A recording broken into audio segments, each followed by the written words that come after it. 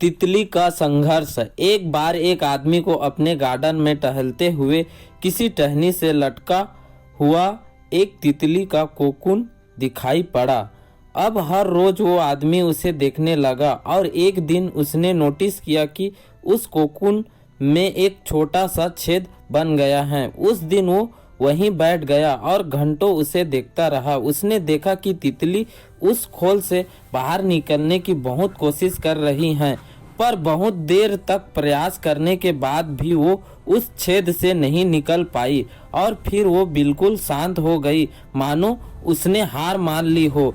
इसलिए उस आदमी ने निश्चय किया कि वो उस तितली की मदद करेगा। उसने एक कैंची उठाई और कोकून की ओपनिंग को इतना बड़ा कर दिया कि वो तितली आसानी से बाहर निकल सके, और यही हुआ। तितली बिना किसी और संघर्ष के आसानी से बाहर निकल आई, पर उसका शरीर सूजा हुआ था और पंख सूखे हुए थे।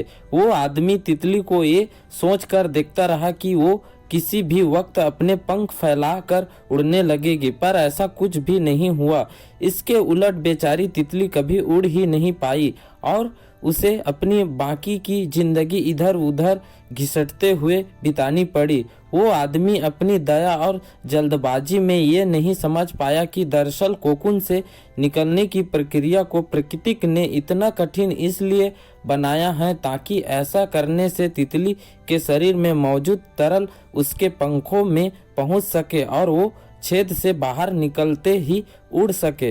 वास्तव में कभी कभी हमारे जीवन में संघर्ष ही वो चीज होती है जिसकी हमें सचमुच आवश्यकता होती है। यदि हम बिना किसी स्ट्रगल के सब कुछ पाने लगे तो हम भी एक अपंग के समान हो जाएंगे। बिना परिश्रम और संघर्ष के हम कभी उतने मजबूत नहीं बन सकते जितने हमारी क्षमता है।